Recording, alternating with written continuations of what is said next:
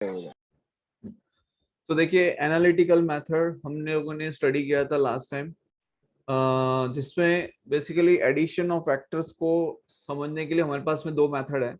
एक मेथड है जिसे हम कह सकते हैं ग्राफिकल मेथड, और दूसरा मेथड है एनालिटिकल मेथड।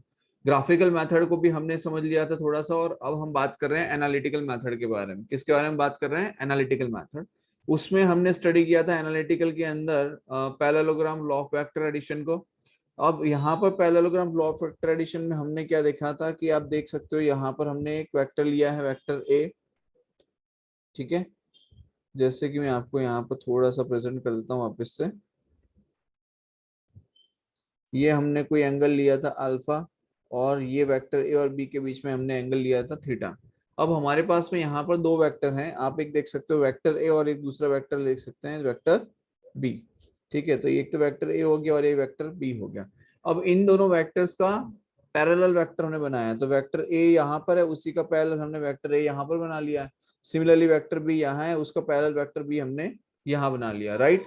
अच्छा, अब यहाँ पर आप एक चीज समझिए कि ये जो एक आपको दिखाई दे रहा है, तो ये पैरेललोग्राम बनता हुआ आपको दिखाई दे रहा होगा। And after that what we have done कि ये जो एक्स एक्सिस आपको दिखाई दे रही है, तो एक्स एक्सिस पे हमने इस पॉइंट से हमने यहाँ पर क्या किया, एक परपेंडिकुलर ड्रॉ किया है। ठीक है, क्या किया हमने? एक परपेंडिकुलर ड्रॉ किया है। तो जब आप इस पे परपेंडिकुलर एक ड्रॉ करते हैं, ठीक है, तो उसमें क्या हो जाता है बताइए? परपेंडिकुलर हमने ड्रॉ किया थी, आपको यहाँ पे दिखाई दे रहा होगा, अगर ये एंगल वेक्टर ए और बी के बीच में एंगल थीटा है, तो सिमिलरली ये एंगल भी क्या हो जाता है बेटा? थीटा एंगल हो जाता है, राइट। एंड यहाँ पर हमने ये देखा था कि वेक्टर ए और वेक्टर बी का हम एडिशन कर रहे हैं, तो यहाँ पर हमारे पास में एक ट्राइंगल हमने कंसीडर किया था ओ क्यू एम, मतलब ओ क्यू एम, एक ये ट्राइंगल हमने कंसीडर किया था, राइट। और दूसरा ट्राइंगल हमने लिया था that is small triangle Q S M. तो ये दो ट्राइंगल हमारे पास में अवेलेबल हैं, triangle O Q M and दूसरा है ट्राइंगल एस क्यू एम। अब ये जो दोनों ट्राइंगल हमने लिए हैं, इस ट्राइंगल के अंदर हमने क्या किया है कि हमने पाइथागोरस थ्योरम अप्लाई किया। तो फॉर एग्जांपल हमने लगाया ट्राइंगल ओ क्यू एम की अगर हम बात करें, तो आप देख सकते हो ओ क्यू का square is equals to O M का स्क्वायर प्लस क्यू एम का स्क्वायर लिख सकते हैं। तो यहाँ पे हम लिखा है O Q square is equals to Q M square plus O M का स्क्वायर। अब आप देखो ओ से लेकर एम तक क्या है, तो ओ से लेकर एम को हम दो पार्ट में डिवाइड कर सकते हैं, एक है ओ से लेकर एस तक और दूसरा है एस से लेकर एम तक। बोलो यहाँ तक बात समझ में आई? Yes sir. ठीक है। अच्छा, अब यहाँ पर ओ से एस और एस से एम हम जो ले रहे हैं, तो O S plus S M का होल स्क्वायर प्लस ये जो ओ एम बचा प्लस ये क्यू एम बचा हुआ है, तो क्यू एम का स्क्वायर हो गया। अब यहाँ पर ओ से लेकर एस तक क्या है, तो ओ से लेकर एस तो है आपका ए, ओ से लेकर एस तक क्या है? ए। और एस से लेकर एम क्या है ये हमें पता नहीं है, तो ये हम क्या कर सकते हैं? फाइंड कर सकते हैं। ठीक है। दूसरी चीज आप देख रहे हो क्यू से लेकर एम तक, ठीक है, ये भी हमें नहीं पता, ये भी हम आइडेंटिफाई कर सकते हैं आगे चल के, देखो कैसे करेंगे। अब हमने यहाँ पर ट्राइंगल ले लिया एस क्यू एम, तो एस क्यू एम को हमने लिखा S Q square is equal to Q M square plus S M square, right. यहाँ तक समझ में आया सभी को? ट्राइंगल एस क्यू एम, ये छोटा वाला ट्राइंगल, ये देखो ये एस क्यू एम, ये छोटा वाला ट्राइंगल है। तो छोटा वाला जो ट्राइंगल है उसमें हमने लिखा एस क्यू का square is equal to S M का स्क्वायर प्लस क्यू एम का स्क्वायर। यस और नो? बात आ रही है समझ में बेटा? हाँ। यस अब सर। यहाँ पर देखो कि जैसे मैंने आपको बताया था कि सपोज अगर ये हमने वेक्टर बी लिया हुआ है, तो वेक्टर बी का रिजोल्यूशन, अगर वेक्टर बी ने इसके साथ एंगल थीटा बनाया है, तो एक्स एक्सिस पे हम जो इसका कंपोनेंट लेंगे उसे कहेंगे बी कॉस थीटा, और वाई एक्सिस पे जो कंपोनेंट लेंगे उसे कहेंगे बी साइन थीटा। क्या कहेंगे? B sine theta. ठीक है। तो यहां से हमने कंक्लूजन क्या निकाल लिया था कि एस एम, मतलब ये वाला जो पार्ट है इसको हमने नाम दिया था बी कॉस थीटा, और ये जो क्यू एम वाला पार्ट है इसे हमने नाम दिया था बी साइन थीटा। यहां तक समझ में आया? Yes sir. राइट। अच्छा, अब यहाँ पर आप समझिए कि हमारे पास में हमने लिखा ओ क्यू का स्क्वायर क्या था हमारे पास में, तो ओ क्यू का स्क्वायर था O S plus S M का whole square plus Q M square. तो यहाँ पे लिखा O S plus S M का whole square plus Q M square. अब O S plus S M का स्क्वायर मतलब ए प्लस बी का होल स्क्वायर जैसा हो जाएगा। तो ए प्लस बी का होल स्क्वायर हम क्या लिख सकते हैं? A square plus B square plus two ए भी लिख सकते हैं। यस और नो? Yes, sir. तो यहाँ पे O S plus S M का होल स्क्वायर लिखेंगे तो क्या लिख सकते हैं, O S square plus 2 times of O S into S M plus Q M का स्क्वायर। तो क्यू एम का स्क्वायर को हमने लिखा है S M square plus Q M square. बोलो यहाँ तक समझ में आया? Yes. Yes, sir. Yes, sir. Yes. अब ये O S square plus 2 times of O S into S M plus S M square plus Q M square. तो S M square plus Q M square क्या होता है, देखो S Q square होता है। S M square plus Q M square किसके equivalent होता है, एस क्यू स्क्वायर के इक्विवेलेंट होता है। तो उसकी वैल्यू उठा के हमने यहाँ रख दी, Yes. वो वैल्यू रख दी एस क्यू स्क्वायर। ठीक है, अब आप देखो ओ एस का स्क्वायर, तो ओ एस की वैल्यू किसके इक्विवेलेंट है, ओ एस की वैल्यू है ए के इक्विवेलेंट, तो हमने लिखा ए का square plus 2 times of O S, O S की जगह हमने फिर से रख दिया ए। देन एस एम, तो एस एम की वैल्यू किसके इक्विवेलेंट है, देखो ये एस एम है, किसके इक्विवेलेंट है बेटा, बी कॉस थीटा के इक्विवेलेंट है, तो ये हमने बी कॉस थीटा ले लिया। एंड देन एस क्यू का स्क्वायर, एस क्यू का स्क्वायर मतलब क्या हो जाएगा आपका, एस क्यू किसके इक्विवेलेंट है, तो S Q is equal to B, तो ये हमने लिखा बी का स्क्वायर। तो हमारे पास में ये इक्वेशन बन गई R square is equal to A square plus B square plus 2ab cos theta, and resultant क्या आ जाएगा, square root of A square plus B square plus 2ab cos theta. बोलो यहाँ तक समझ में आई बात? Yes, sir. Yes, sir. यहाँ तक किसी को कोई डाउट हो तो बताइए पहले। No, sir. पक्का? यानी सर एडिशन आर होगा, addition R is the vector resultant A और of these vector two B का। vectors. Yes, yes. R जो है यो R जो आया है वो हमारा रिजल्टेंट आया इन दोनों वेक्टर्स का। Okay sir. बोलो क्लियर है यहाँ तक? Yes, sir. Yes sir. Okay great. Yes, sir. अब आप समझिए आगे, तो ये रिजल्टेंट हमने निकाल लिया square root of A square plus B square plus 2ab cos theta करके। अब हमें फाइंड करना है इसकी डायरेक्शन कि भाई ये जो एंगल आपको दिख रहा है, ये जो एंगल अल्फा आपको दिखाई दे रहा है, ये रिजल्टेंट हमें किस एंगल पे मिलेगा, मतलब किस डायरेक्शन में हमें मिलेगा। मतलब basically whenever you need to find out the direction, उस टाइम पे आपको क्या करना है, ये जो एंगल अल्फा आपको दिखाई दे रहा है वो एंगल अल्फा आपको फाइंड आउट करना रहेगा। बोलो यहाँ तक क्लियर है बेटा? Yes, sir. यहाँ तक किसी को कोई डाउट हो तो बताओ पहले। सर मतलब आर है वही हमारा एंगल अल्फा हुआ ना। आर है वो तो आपका रिजल्टेंट है बेटा, ये तो आपका रिजल्टेंट है which shows the magnitude, and alpha जो है वो रिप्रेजेंट करेगा डायरेक्शन को, मतलब कि एंगल को। बात आई समझ में? Yes sir. जैसे मान लो मैं ये कहूँ कि एक गाड़ी है वो 100 किलोमीटर पर आवर की स्पीड पे जा रही है, लेकिन कौन सी डायरेक्शन में जा रही है, तो मैं कहूंगा कि 15 डिग्री फ्रॉम द नॉर्थ, मतलब नॉर्थ से 15 डिग्री पे जा रही है। Okay sir. ठीक है, तो ये जो अल्फा है, अल्फा क्या रिप्रेजेंट करेगा, it will represent the direction. Clear है बेटा यहाँ तक? हेलो, क्लियर है बेटा? Yes sir. Yes, Okay, sir. great. अब आगे देखिए, यहाँ तक तो हमने देखा रिजल्टेंट के बारे में, अब हमें देखना है अल्फा एंगल के बारे में। तो अब आप समझिए, जब हम अल्फा एंगल की बात करेंगे तो व्हाट वी कैन से, चलिए देखिए, जैसे यहाँ पर अगर हम देखें एंगल अल्फा, ठीक है, इसको मैं यहाँ से कॉपी कर लेता हूँ और यहाँ पे रखता हूँ एक बार।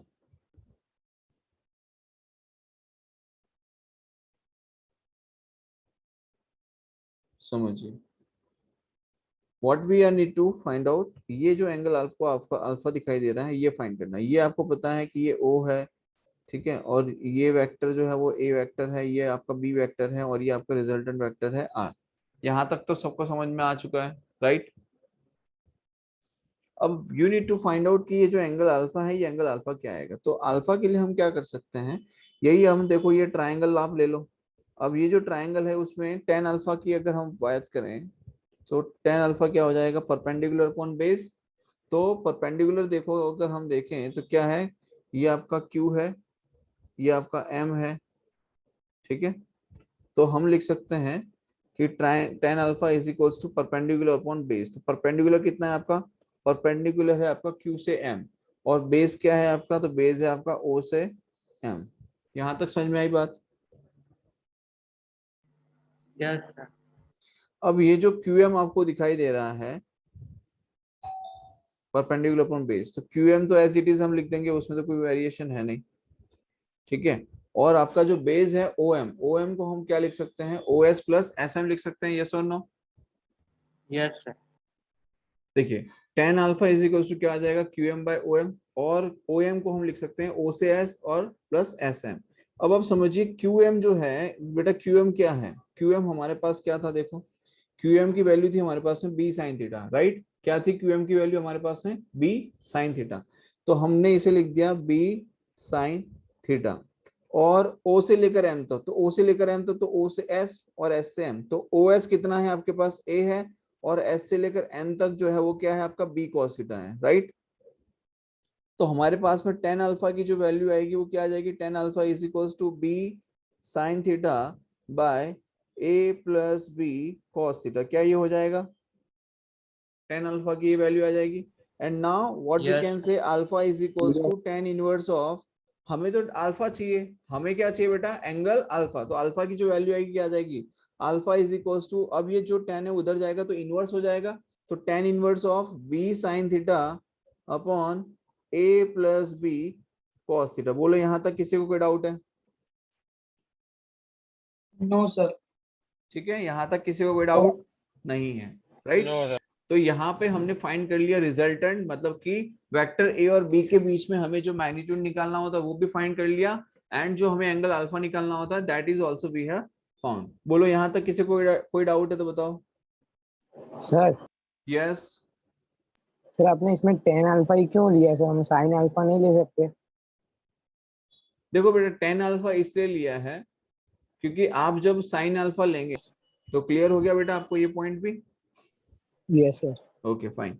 तो हमने लिख दिया tan alpha is equal to B sin theta upon A plus B cos theta, और अल्फा की वैल्यू आ गई tan inverse of B sin theta upon A plus B cos theta.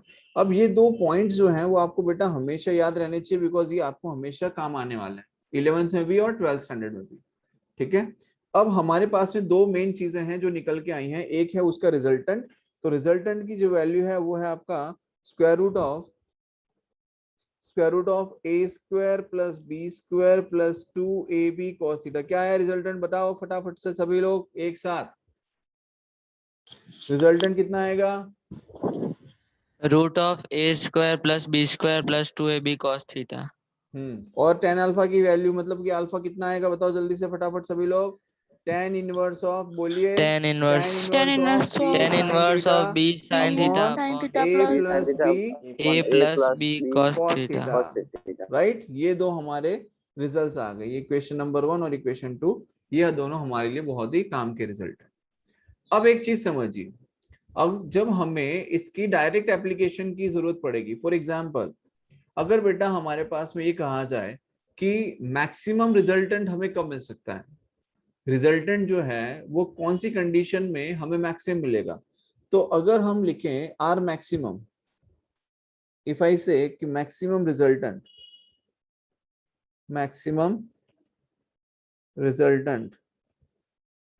तो मैक्सिमम रिजल्टेंट के लिए हम लिख सकते हैं R max is equals to, मतलब मैक्सिमम रिजल्टेंट के लिए लिखेंगे under root of A square plus B square plus 2ab cos theta. ये हमारे पास रिजल्टेंट का फॉर्मूला है, राइट।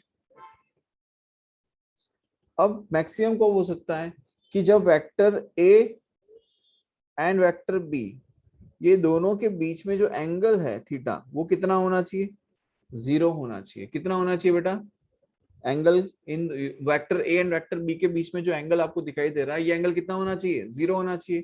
तो जब ये एंगल 0 होगा तो हम यहाँ पे लिख सकते हैं r is equals to under root of A square plus B square plus 2ab cos 0, और cos 0 का वैल्यू क्या होता है, cos 0 का वैल्यू क्या होता है 1, तो ये cos 0 की वैल्यू 1 हो जाएगी, तो क्या लिख सकते हैं under root of A square plus B square plus 2ab लिख सकते हैं, यस और नो, यस सर। राइट। तो यहाँ पर हम लिख सकते हैं स्क्वायर रूट ऑफ किसका square root, a plus B का whole square, A square plus B square plus 2ab किसका स्क्वायर है, a प्लस b का होल स्क्वायर करेंगे तो ये स्क्वायर और ये स्क्वायर रूट कैंसिल हो जाएगा, राइट। तो हमारे पास में रिजल्टेंट मैक्सिमम क्या मिलेगा बेटा, a प्लस बी मिलेगा। क्या मिलेगा resultant maximum, a plus B. बोलो यहाँ तक समझ में आया, यस यहाँ तक किसी को कोई डाउट है बेटा, सागर राज कोई डाउट है No, आपको, sir. No doubt.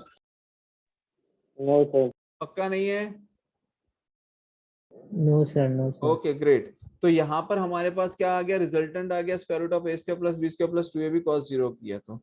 अच्छा, अब आपसे कहा जाए मिनिमम रिजल्टेंट फाइंड करना है तो क्या आएगा बताओ। मिनिमम क्या आ सकता है, और मिनिमम के लिए एंगल क्या आ सकता है, minimum resultant. 90 degree. Minimum resultant क्या 90 आएगा, डिग्री। बताओ जल्दी, कितने एंगल पे आएगा मिनिमम। 90 मिनिमम कितने एंगल पे आएगा, जल्दी से बताइए फटाफट। 90 डिग्री। 90 डिग्री पे, राइट। 90 डिग्री। अच्छा, देखो जनरली जब बच्चा पहली बार इसे सॉल्व करता है तो उसे 90 डिग्री ही लगता है, ठीक है, उसे कितना लगता है, 90 डिग्री लगता है। लेकिन बेटा 90 डिग्री नहीं आएगा, कितना आएगा मैं आपको बताता हूँ। देखिए रिजल्टेंट मिनिमम तब आएगा जब मान लीजिए एक वेक्टर यहाँ पर आपने इस डायरेक्शन में लिया है और दूसरा वेक्टर आपने इस डायरेक्शन में लिया है। तो जब आप दो वेक्टर के बीच में आपका एंगल 180 डिग्री होता है तब आपको क्या मिलेगा,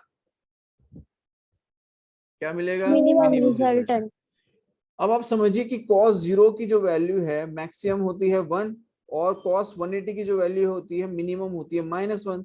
तो डेफिनेटली जो मिनिमम वैल्यू है cos 180 की उसी वैल्यू पे हमें मिनिमम रिजल्टेंट मिलेगा, यस और no, yes sir. Yes sir. Right. और cos 90 की वैल्यू तो क्या होती है, 0 होती है। तो मिनिमम कौन सा है, 0 या -1, minus.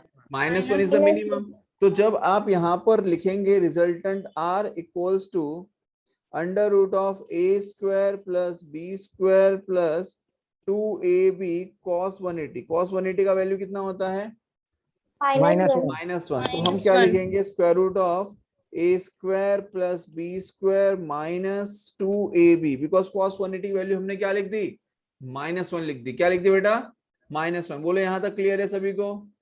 Yes sir. Yes sir. Yes sir. अब यहाँ पे आप इसे रीअरेंज अगर करके लिखना चाहते हो तो क्या लिख सकते हो कि अंडर root of a A minus b का whole square. Whole square, minus B whole square. Right, very good बेटा। तो a a minus B minus का b। होल स्क्वायर मतलब ये स्क्वायर और ये कैंसिल हो a जाएगा। minus b। तो आर मिनिमम हमें जो मिलेगा वो क्या मिलेगा, आर मिनिमम क्या मिल जाएगा बताओ जल्दी से, a minus B. A minus B. तो हमें ये रिजल्टेंट मिल गया, आर मिनिमम कितना आया, a माइनस बी, और आर मैक्सिमम कितना आया था, a plus b। Plus B. तो जब आपसे पूछा जाए कि फाइंड द मैक्सिमम रिजल्टेंट तो आपको r is equals to under root of A square plus B square plus 2ab cos theta करने की जरूरत है क्या, बिल्कुल भी जरूरत नहीं है। आपको क्या करना है, r मैक्सिमम a प्लस करना है। और जब आपसे पूछा जाए कि r मिनिमम फाइंड कीजिए तो क्या कर देना है, सीधा a माइनस b कर देना है। बोलो यहाँ तक क्लियर है बेटा सभी को, yes yes sir. Sir. Anyone sir हम हैज एनी 90 डाउट। डिग्री क्यों नहीं ले सकते सर, आप क्या सॉरी, बोले सर। सर हम 90 डिग्री क्यों नहीं ले सकते। 90 डिग्री भी ले सकते हैं बट 90 डिग्री पे आपको मिनिमम वैल्यू नहीं मिलेगी।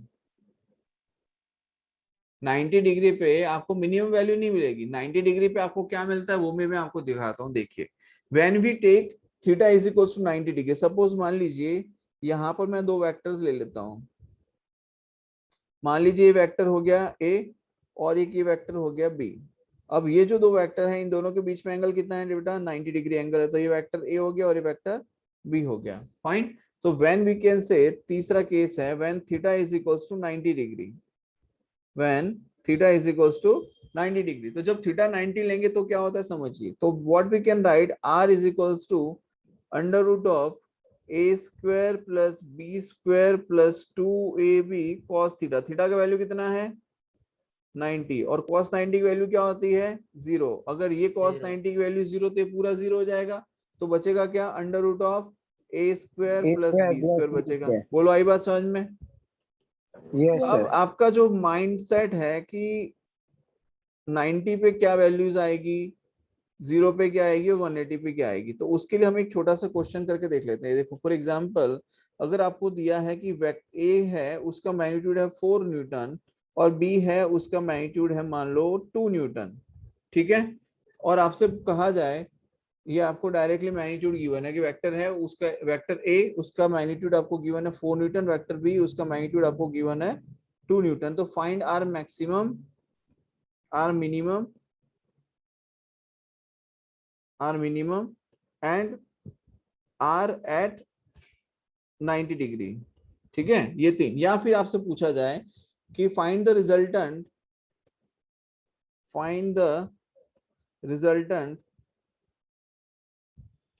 when theta is equals to 0 degree, theta is equals to 180 degree and theta is equals to 90 degree. ये आपसे पूछा जाए।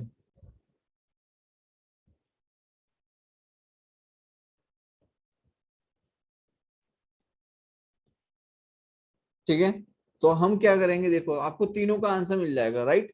समझिए, सबसे पहले आपसे कहा जा रहा है कि resultant when theta is equals to 0, तो r इज इक्वल्स टू, हमें नहीं पता मैक्सिमम कब मिल रहा है, मिनिमम कब मिल रहा है, मान लो आपको नहीं पता है, तो हम क्या करेंगे, r is equals to theta is equals to 0। अब थीटा इज इक्वल्स टू 0 को हम डायरेक्टली a प्लस बी लिख सकते हैं, यस लिख सकते हैं। तो a का वैल्यू कितना है 4 4 और b का वैल्यू कितना है 2 2, तो ये कितना आ जाएगा 6, 6 राइट। ये आपका फर्स्ट केस सॉल्व हो गया। सेकंड केस देखिए, r is equals to theta is equals 180, तो a माइनस बी हो जाएगा। तो a की वैल्यू कितनी है 4, b की वैल्यू कितनी है 2, तो 4 माइनस 2 तो क्या आ जाएगा 2। तीसरा कंडीशन देखिए, आपसे कहा जा रहा है कि theta is equals to 90 degree पे, तो 90 डिग्री पे क्या आएगा, r is equals to under root of a square plus b square, तो ये हो जाएगा अंडर रूट ऑफ a का स्क्वायर मतलब 4 का स्क्वायर 16 और 2 का स्क्वायर कितना आएगा 4 4, तो under root of 20, under root of 20 को हम क्या लिख सकते हैं 4 इंटू 5, तो ये हो जाएगा 2 रूट 5। अब बताओ कि मैक्सिमम कौन सा है इसमें, a plus b। a plus B maximum है, तो ये मैक्सिमम मिल गया। और मिनिमम कौन सा है a minus b a minus b और 90 पे कितना मिल रहा है 2 रूट 5 मिल रहा है। 2 root 5 बोलो यहाँ तक क्लियर है सभी को। yes sir Yes sir। अब बताओ किसी को कोई डाउट यहाँ पर हो तो बताओ। Yes, sir. Sir anyone has any doubt? no sir sir yes बेटा। सर पीछे साइन कौन सी आएगी किसके पीछे साइन? 6 के पीछे यूनिट तो Newton unit unit unit unit तो न्यूटन आएगा बेटा सभी में। न्यूटन गिवन है तो न्यूटन में आंसर आएगा ना। ओके सर ठीक है, क्लियर है? यस सर पक्का? Yes sir sir yes. Sir इन तीन के अलावा और कोई थीटा पूछा हो तो कैसे करने का? अरे कोई सा भी थीटा आ जाए, हमारे पास तो सारे थीटा हैं। चलो देखो, मान लो आपको कौन सा चाहिए, 45 डिग्री ले लूं और 30 डिग्री ले लूं और 60 डिग्री लेके कर देता हूं, ठीक है, तो वो भी सारे कवर हो जाएंगे। सो लेट्स से पहला ले लेते हैं, अगेन नहीं पहला क्यों, चौथा लिखेंगे ना। फोर्थ है theta is equals to 30 degree, पांचवा है at theta is equals to 45 degree and 6 है at theta is equals to 60 degree. ठीक है, तीनों ले लेते हैं। ओके बेटा, अब हमारे पास में 30, 45, 60 का तो पता नहीं है, तो हम क्या करेंगे, हम लोग हमारा जो हमारे पास में जो मेन फॉर्मूला है वो क्या है हमारा, तो वो है r is equals to under root of a square plus b square plus 2ab cos theta, ये फॉर्मूला है, राइट। अब हमें पता है Yes. कि a की वैल्यू पता है, b की वैल्यू पता है और थीटा भी पता है, तो रिजल्टेंट निकाल सकते हैं। तो r इज इक्वल्स टू हम क्या लिख सकते हैं 30 के लिए, for theta is equals to 30 degree, तो r की वैल्यू हम लगाएंगे, r is equals to under root of a का स्क्वायर कितना, मतलब a की वैल्यू कितनी है हमारे पास में, a की वैल्यू है 4 और b की वैल्यू है 2, तो 4 का स्क्वायर प्लस 2 का square plus 2 into 4 into 2 into cos theta, theta की वैल्यू कितनी है 30 डिग्री है, राइट। थीटा की वैल्यू कितनी है 30 डिग्री, तो कॉस 30 हो गया, तो ये हो जाएगा equals to under root of 16 plus 4 plus 2 4 जा 8 2 जा 16, कॉस 30 की वैल्यू कितनी आ जाएगी √3/2, √3/2। ठीक है। तो ये 2 और ये 8, तो कितना हो जाएगा स्क्वायर रूट ऑफ 16 प्लस 4 तो हो जाएगा 20 प्लस 20 8 रूट 3, ये आपका आंसर आ जाएगा। अब आप रूट 3 की वैल्यू जानते हो तो 1.71 या 1.73 जो भी आप वैल्यू रखते हो वो रख के और आफ्टर दैट आप उसको सॉल्व कर लो, आपका आंसर आ जाएगा। बोलो क्लियर है यहाँ तक? Yes sir. Yes sir. Sir yes. Sir आपने cos 180 की वैल्यू मतलब कोई ट्रिक से फाइंड की है या फिर हमें वो बड़ी वैल्यूज याद रखनी है? बेटा ये तो ट्रिग्नोमेट्री के अंदर आता ही है। ट्रिग्नोमेट्री के अंदर जैसे आपको सिखाया गया होगा 10th स्टैंडर्ड के अंदर, देखिए मैं आपको बता देता हूँ। जैसे मान लीजिए 0 degree, 30 degree, 45 degree, 60 degree, 90 degree and 180 degree, ठीक है। तो यहाँ पर क्या हो जाता है जैसे अगर हम लें साइन और कॉस, ठीक है, सपोज यहाँ पर मैं ले लेता हूँ साइन और यहाँ पे मैं ले लेता हूँ कॉस, 10 अपने आप पता चल जाता है बाद में, ठीक है। साइन 0 की वैल्यू होती है 0, साइन 30 की वैल्यू होती है 1/2, साइन 45 की वैल्यू होती है 1/√2, साइन 60 की वैल्यू होती है √3/2, साइन 90 की वैल्यू होती है 1 और साइन 180 की वैल्यू होता है 0। सिमिलरली कॉस 0 की वैल्यू होती है 1, कॉस 30 की वैल्यू होती है √3/2, कॉस 45 की वैल्यू होती है 1/√2, कॉस 60 की वैल्यू होती है 1/2, कॉस 90 की वैल्यू होती है 0 और कॉस 180 की वैल्यू होती है -1। सर 180 की वैल्यू आपने कहाँ से निकाली? देखो इसको याद रखने का तरीका मैं आपको बता देता हूँ।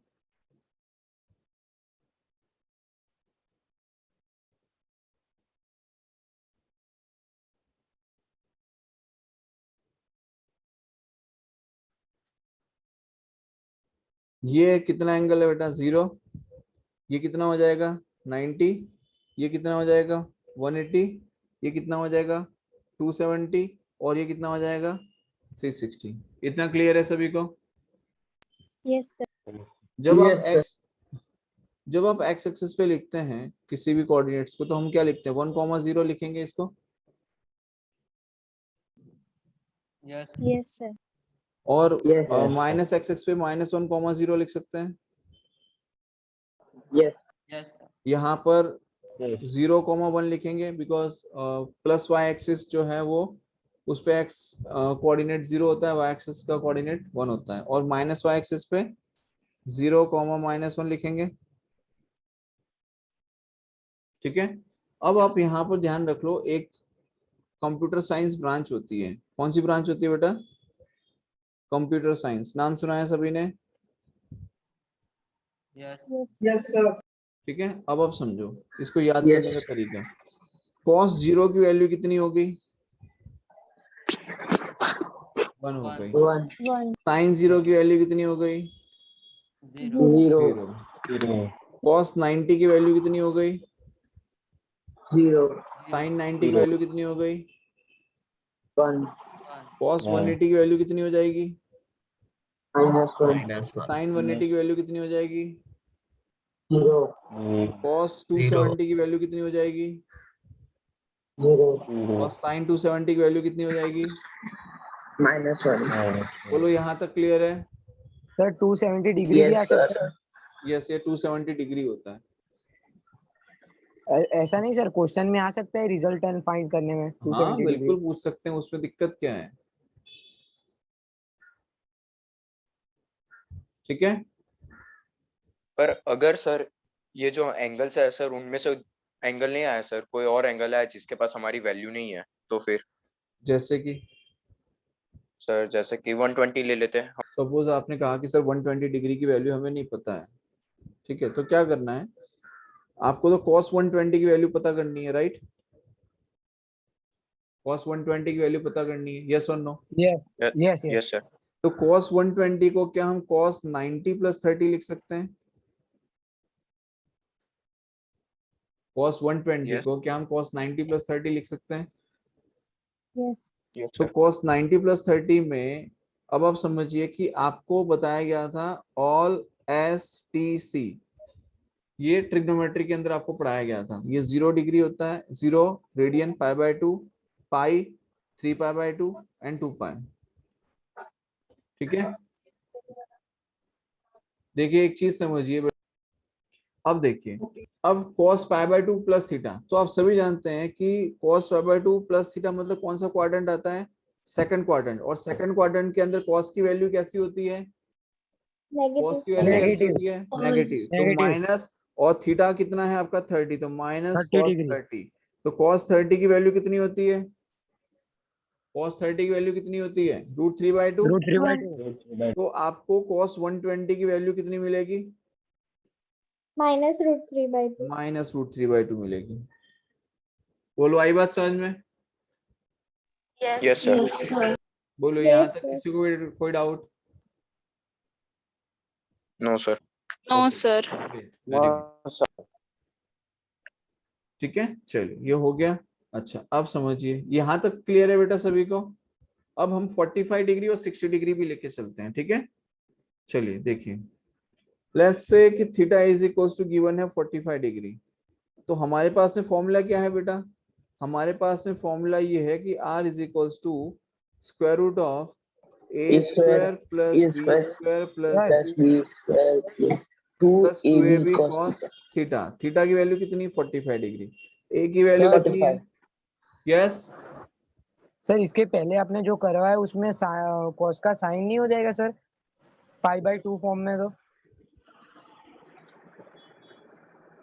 Yes yes yes yes yes yes, right right right, -1/2 sir. Exactly exactly, sorry sorry sorry, my mistake. cos π/2 plus theta मतलब कि कॉम्प्लीमेंट्री फंक्शन आएगा, एंड ये कन्वर्ट हो जाएगा sin 30, और sin 30 की जो वैल्यू है वो क्या होती है? 1/2 होती है। तो cos 120 की वैल्यू हमें मिलेगी -1/2। राइट, बिल्कुल सही है बेटा।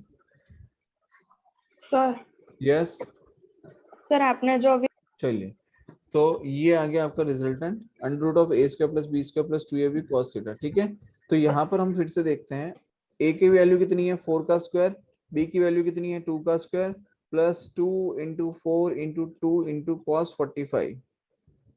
ठीक है, अब आप समझिए क्या हो जाएगा? √4 का स्क्वायर कितना आएगा? 16, 2 का स्क्वायर कितना आएगा? 4, 2 4 8 × 2 16, cos 45 की वैल्यू कितनी होती है? 1/√2, राइट। तो ये कितना आएगा? स्क्वायर रूट ऑफ 20 प्लस, अब 16/√2 क्या होता है?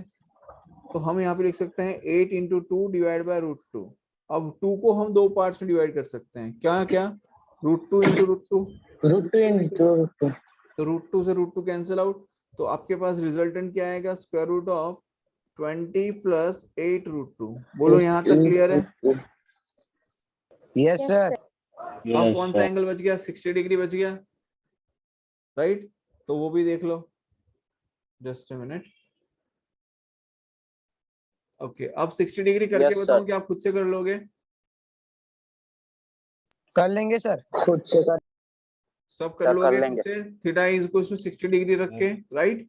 चलिए, तो ये हो गया 45 तक हो गया कंप्लीट। अच्छा, अब आप समझिए, देखो हमने यहाँ पर क्या किया, हमने आर मतलब रिजल्टेंट निकाल लिया पैरेललोग्राम लॉ ऑफ ट्रेडिशन से, और हमने अल्फा की वैल्यू निकाल ली। ठीक है, अब यहाँ पर एक बहुत इंपॉर्टेंट चीज है जिसे हम समझ रहे हैं। ठीक है, वो एक्चुअली मुझे पहले कराना होता है, लेकिन मैंने इंटेंशनली नहीं करवाया था।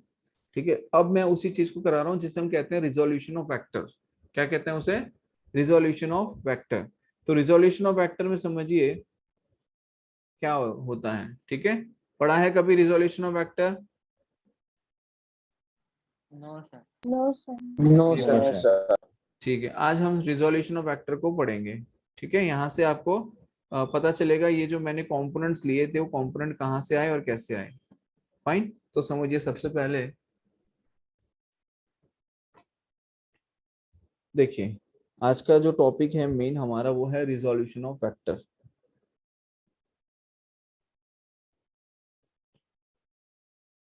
रिजोल्यूशन ऑफ वेक्टर, ठीक है।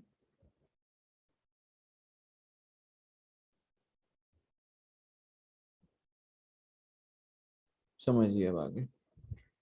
फॉर एग्जाम्पल मान लो कि बेटा हमारे पास में कोई भी एक वेक्टर लिया हुआ है, वेक्टर जो है वो हमने एक्स वाई प्लेन में लिया हुआ है सपोज, ठीक है, मैं अभी एक्स वाई प्लेन की बात कर रहा हूँ। एक्स वाई जेड प्लेन में भी आप वेक्टर को चाहें तो ले सकते हैं 3 डायमेंशनली, ठीक है, but right now we are talking about only X and Y plane. तो मान लीजिए यहाँ पर हमने क्या किया कि एक्स वाई प्लेन के अंदर मैंने प्लॉट कर लिया कुछ इस तरीके से,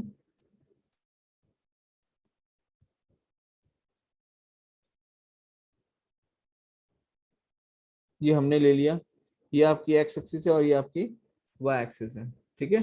और यहाँ पर मान लीजिए मैंने कोई एक वेक्टर कंसीडर किया है, वेक्टर ए, क्या ले लिया मैंने, कोई वेक्टर ले लिया ए। अब यहाँ पर हमने बेटा ये जो वेक्टर ए लिया है, ये वेक्टर हमने कौन से प्लेन में रखा है, एक्स और वाई प्लेन में रखा है, यस और नो?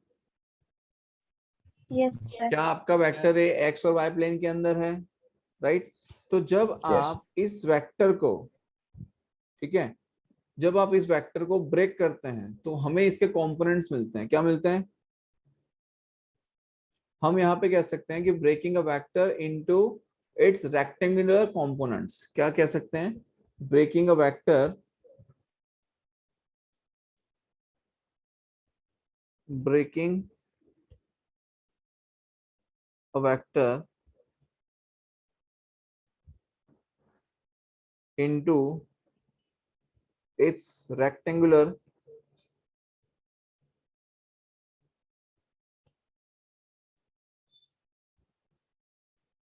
कंपोनेंट्स, ठीक है। तो क्या हो जाएगा, देखो ये वेक्टर ए है हमारे पास में, और ये वेक्टर ए ने मान लीजिए कि एक्स एक्स के साथ में थीटा एंगल बनाया हुआ है, क्या बनाया है, एंगल थीटा, समझ में आया? तो जब वेक्टर ए ने एक्स एक्सिस के साथ में थीटा एंगल बनाया है तो इसका रिजोल्यूशन मतलब कि कुछ इस तरीके से किया जाता है, देखिए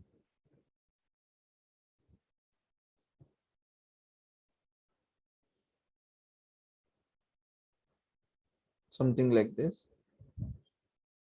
दिख रहा है सभी को?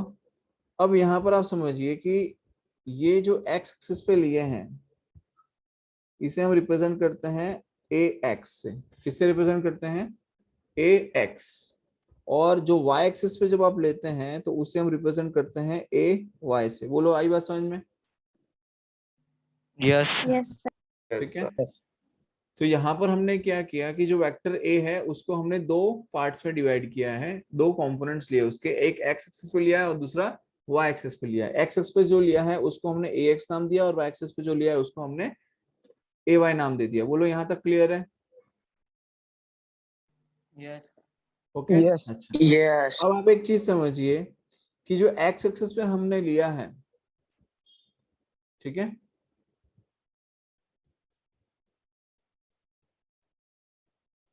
अगर मैं इन कंपोनेंट्स को कुछ इस तरीके से सेट करूं, समझिए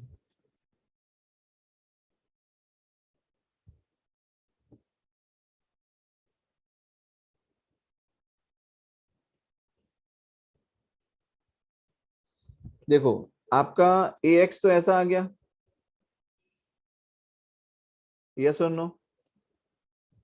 ठीक है। यस सर यस आपका वेक्टर ए यहाँ पर आया यस और आपका वेक्टर ए वाई यहाँ पर आया, यस ठीक है। अब हम क्या करते हैं, मान लीजिए अगर हम ये करें कि ये जो आपको ए वाई दिखाई दे रहा है, इस ए वाई को, इस वाले को मैं उठाकर यहाँ ले आऊं इसके पैरेलल, पैरेलल शिफ्टिंग मेथड हमने पढ़ा था, याद है सभी को? Yes sir parallel shifting method पढ़ा था हमने, यस यस सर। सबको याद है? Yes sir. यस यस ये सर। हमने ए एक्स लिया, ये हमने ए वाई लिया और ये आपका रिजल्टेंट वेक्टर ए लिया, ठीक है, A X and A Y. Now I am saying कि ये जो आपको वेक्टर ए वाई दिखाई दे रहा है, इस वेक्टर को मैं पैरेलली शिफ्ट करूं यहाँ पर, तो क्या ये हमें कुछ इस तरीके से रिजल्टेंट दे देगा, देगा कि नहीं देगा बताओ? देगा देगा देगा सर। तो यहाँ पर ये कह सकते हैं कि वेक्टर ए जो है वो किसके इक्विवेलेंट होगा, वेक्टर ए किसके इक्विवेलेंट होगा? ए एक्स और ए वाई के इक्विवेलेंट होगा। Vector Yes. ए जो है वो किसके इक्विवेलेंट होगा? ए एक्स और ए वाई के इक्विवेलेंट होगा। यस और नो? Yes, sir. अब Yes, sir. आप चाहें तो उसको vector A X plus vector A Y ऐसे लिख सकते हैं, या फिर आप चाहें तो इसको ऐसे भी लिख सकते हैं कि जैसे अगर आपने एक्स एक्सिस पे लिया है तो मैंने इसको आई कैप से रिप्रेजेंट किया, वाई एक्सिस पे जो है उसको मैंने जे कैप से रिप्रेजेंट किया है, राइट? तो you can represent it in this way also कि vector A is equals to A X I cap plus A Y J cap. इस तरीके से आप लिख सकते हैं। बात आ रही है समझ में? और अगर आप इसका मैग्नीट्यूड की बात करें, किसकी बात करें बेटा? अगर इसके मैग्नीट्यूड की अगर हम बात करते हैं तो मैग्नीट्यूड के लिए हम क्या लिख सकते हैं कि वेक्टर ए उसका मॉड, मॉड मतलब उसका magnitude, which is equivalent to a, which is equivalent to a is equals to under root of ax का स्क्वायर प्लस ay का स्क्वायर। बोलो यहाँ तक समझ में आया? किसी का माइक ऑन रह गया बेटा? तो a हमारे पास में क्या आ जाएगा? Under root of A X square plus A Y square. बोलो यहाँ तक क्लियर है? Yes sir. यहाँ तक किसी को कोई डाउट हो तो बताओ। तो ये क्या आया? Sir. रिजोल्यूशन ऑफ वेक्टर आया। क्या आया? Resolution of vector. Yes Yashvi? Sir magnitude वाला फिर से आप रिपीट करो ना एक बार। बिल्कुल रिपीट करता हूँ बेटा। देखिए जैसे मान लीजिए बेटा हमने यहाँ पे लिखा वेक्टर ए, हमने लिखा vector A is equals to A X I cap plus A Y J cap, ठीक है? आई कैप जे कैप उसकी डायरेक्शन को रिप्रेजेंट करता है, ठीक? अब मैं ये कह रहा हूं कि अगर हमें इसका मैग्नीट्यूड लेना है वेक्टर का, तो मैग्नीट्यूड को हम लिखते हैं वेक्टर ए का मॉड, क्योंकि मैग्नीट्यूड लेने के लिए आपको मॉड लेना पड़ता है। या फिर अगर आपको वेक्टर के साइन रिप्रेजेंट नहीं करना है, मान लीजिए suppose if you are not representing it with this vector sign, then you can take only A. आप क्या ले सकते हैं? सिर्फ ए लिख सकते हैं, राइट? समझ में आया बेटा? देखिए अब समझिए, तो मॉड ऑफ ए जो है वो किसके इक्विवेलेंट आएगा? ए एक्स आई के प्लस ए वाई जे के इक्विवेलेंट आ जाएगा। और वेक्टर ए का हमने लिखा ए, मतलब कि we are talking about its magnitude. तो मैग्नीट्यूड के लिए हम क्या लिख सकते हैं? Square root of A X square plus A Y square लिख सकते हैं। यस और नो? Yes Yes. सर। लिख सकते हैं हाँ कि ना? Yes, sir. Yes, sir. Yes sir. अब बताओ कोई डाउट है? No sir. पक्का नहीं है? अब इसका एक एग्जांपल ले लेते हैं। मान लीजिए बेटा अगर आपको गिवन होता कि वेक्टर ए जो है, ठीक है, वेक्टर ए का कोई मैग्नीट्यूड निकाल लेते हैं कि भाई वेक्टर ए आपको कुछ पर्टिकुलर वैल्यू गिवन है और हमें सपोज यहाँ पे मैं लिख लूं कि वेक्टर ए का जो मैग्नीट्यूड है वो 5 गिवन है और इसने ये जो एंगल थीटा है वो बना रखा है 30 डिग्री। इसका मैग्नीट्यूड ले लेता हूँ 5 और एंगल बना रखा है 30 डिग्री। तो अब आप बताइए कि ए की वैल्यू 5 है और थीटा एंगल बना रखा है 30 डिग्री, तो हम क्या कर सकते हैं इसमें? देखिए फॉर एग्जाम्पल ये आपका एक्स एक्सिस हो गया और जस्ट मिनट, जैसे मान लीजिए आपका एक्स एक्सिस हो गया और ये आपका वाई एक्सिस हो गया और ये हमने ले लिया वेक्टर ए विच इज यहाँ पर एंगल बन रखा है 30 डिग्री और इसका मैग्नीट्यूड कितना है 5। तो ये कितना हो जाएगा? ए एक्स कितना आ जाएगा बताओ? ए कॉस थीटा, मतलब कि ए एक्स की वैल्यू कितनी आएगी? ए कॉस थीटा, ए कॉस थीटा जिसके साथ इसने एंगल बनाया है उसे हम किससे रिप्रेजेंट करते हैं? ए कॉस थीटा से रिप्रेजेंट करते हैं। और ए की वैल्यू कितनी है हमारे पास में बेटा? 5 कॉस थीटा, थीटा की वैल्यू कितनी है? 30 डिग्री। कितनी 30 है? degree. 30 डिग्री। और कॉस 30 की वैल्यू कितनी होती है बताओ? 3/2। हाँ Root 3/2. तो 5√3/2 हो जाएगा ए एक्स। बोलो यस और no? Yes, sir. Yes, sir. अगर हम बात करें ए वाई, तो ए वाई को हम क्या लिख सकते हैं? अब देखो ये वाला जो एंगल आपको दिखाई दे रहा है, समझो ये वाला जो एंगल दिखाई दे रहा है, ये एंगल कितना आएगा? इस एंगल को हम लिख सकते हैं 90 माइनस थीटा। क्या लिख सकते हैं? 90 माइनस थीटा। तो 90 माइनस 60 थीटा डिग्री। मतलब, अब आप समझो, मैं आपको बता रहा हूँ, जस्ट अ मिनट। अगर हम लिखें ए वाई इज इक्वल टू, अब जिसके साथ एंगल बनाया, एंगल तो इसके साथ ही बनाया है, लेकिन कितना एंगल बनाया है 90 माइनस थीटा, तो हम क्या लिख सकते हैं a cos 90 माइनस थीटा। अब आप समझिए a cos 90 माइनस थीटा का मतलब क्या हो जाता है, a cos 90 माइनस थीटा का मतलब क्या हो जाता है, पाई बाय 2 माइनस थीटा क्या होता है sin थीटा, तो ये हो जाएगा a sin थीटा। तो a y की वैल्यू किसके इक्विवेलेंट आएगी, a sin थीटा की। इसलिए मैं डायरेक्टली इसको a sin थीटा लिख लेता हूँ, क्या लिख लेता हूँ, a sin थीटा। और a की वैल्यू कितनी है 5 sin थीटा, थीटा तो आपको कितना गिवन है बेटा 30 डिग्री, तो 5 sin 30। अब 5 sin 30 मतलब कि 5 sin 30 की वैल्यू कितनी आएगी 1/2, तो 5/2 इज द आंसर। तो ये आपका क्या आ जाएगा ए वाई आ जाएगा।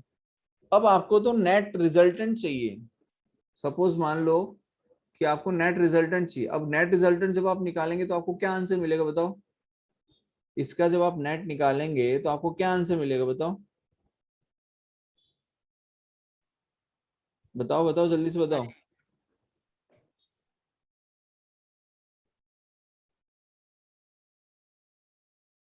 क्या आएगा जल्दी से बताओ भाई। अरे 5 ही तो आएगा, नेट रिजल्टेंट 5 ही तो है हमारा, तो 5 ही आएगा। देखो करके देख लो, a is equals to under root of ax square plus ay square. तो ax स्क्वायर मतलब स्क्वायर रूट ऑफ ax कितना है 5√3/2। तो यहाँ पे हमने लिखा 5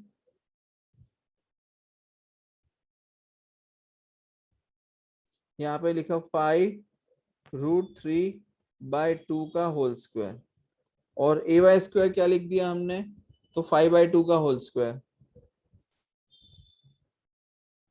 ठीक है, तो ये समझो क्या हो जाएगा, स्क्वायर रूट में आएगा 5√3/2। तो 5√3 का स्क्वायर कितना, 5 का स्क्वायर कितना होता है 25, और √3/2 मतलब 3/4 प्लस ये कितना आएगा 25/4 हो गया।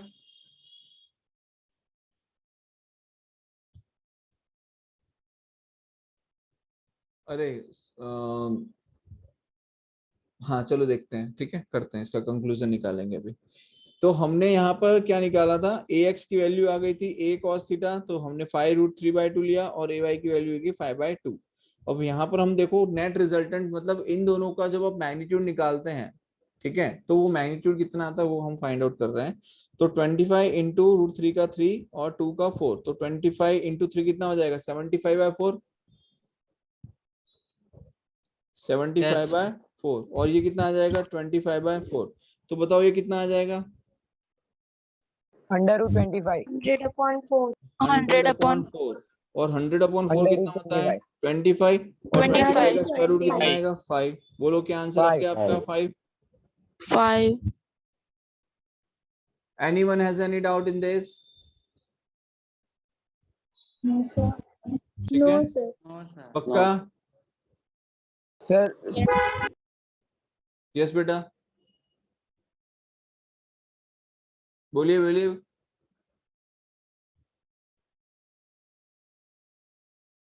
कविश कोई डाउट, सर मतलब हमें जो वहाँ पे पहले एक वाली की मेथड वो अलग अलग है सर। जस्ट मिनट, एक बच्चा बोले, हाँ कविश बोलो पहले, आप बोल लो। सर वो आपने a square plus b square plus 2ab cos theta लिखा था, तो सर ये अलग है।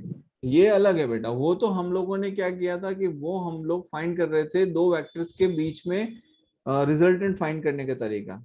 यहाँ पर भी आप वो अप्लाई करोगे तो वो भी यहाँ पर सही बैठेगा, वो का वही बैठेगा यहाँ पर भी। अगर आप उसे यहाँ पर अप्लाई करेंगे तो क्या आएगा, under root of ax square plus ay square plus 2ab cos theta, theta मतलब कितना एंगल आ रहा है दोनों के बीच में देखो। अब ये दो वेक्टर को अगर आप लेते हो तो इन दोनों वेक्टर के बीच में एंगल कितना आएगा 90, cos 90 की वैल्यू क्या होती है 0, cos 90 की वैल्यू 0 आएगी, तो यहाँ पर भी under root of a square plus b square वाली फॉर्म में बन जाएगी। बट नो डाउट वो अलग चीज मैं बता रहा हूँ और ये अलग चीज मैं बता रहा हूँ। तो सर ये सामने पता चल जाएगा सही कि कौन सी मेथड अप्लाई करने की है सर। अरे ये तो अभी आप कुछ सीख रहे हो, अभी हम लोगों ने अभी न्यूमेरिकल स्टार्ट ही नहीं किया बेटा। तो जैसे जैसे आप प्रैक्टिस में आते जाओगे वैसे वैसे आपको इस चीज की क्लैरिटी मिलती जाएगी, डोंट वरी। Okay sir.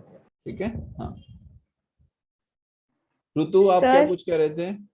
हाँ हाँ सर मैं ये कह रही थी कि जो हमें इनिशियली a की वैल्यू दी हुई होगी वही मतलब उसका रिजल्टेंट वैल्यू भी होगा, देखो हमेशा ये तो ऐसा ही हम होगा लोगों ने क्या? प्रूव करके बताया, मैंने आपको एक्चुअल में इस तरीके का क्वेश्चन नहीं पूछा जाएगा कि 5 आपको ऑलरेडी गिवन है और आप नेट रिजल्टेंट फाइंड कर रहे हो। ये तो मैं आपको प्रैक्टिस करवा रहा हूँ कि मान लो जैसे सपोज आपको कोई गिवन है, सपोज यहाँ पर आपको गिवन है कि भाई एक्स वाई प्लेन में आपने एक वेक्टर रखा है जिसका मैग्नीट्यूड है वेक्टर बी इज, ये वेक्टर बी है और उसका मैग्नीट्यूड है 6 और ये एंगल बन रखा है 30 डिग्री। तो बी एक्स कितना आएगा और बी वाई कितना आएगा? तो बी एक्स कितना आएगा? तो बी एक्स आ जाएगा बी कॉस 30 और बी वाई कितना आ जाएगा? तो बी साइन 30। इसकी प्रैक्टिस हम लोग कर रहे हैं और मैं आपको मैग्नीट्यूड निकालना भी सिखा रहा हूँ साथ साथ में। Okay sir. ठीक है सर वो 90 माइनस 30। हाँ, ये 90 माइनस 30 आप लिखोगे तो भी आपका आंसर यही आएगा बेटा, बी साइन 30, बी साइन हाँ 30 सर, करके। हाँ सर, ठीक है, बोलो क्लियर है यहाँ तक? For yes sir, example Yes, अब sir. आप समझिए sir. कि आपको Yes. कोई ऐसा क्वेश्चन गिवन हो कि क्वेश्चन ऐसा है, what is the magnitude of, what is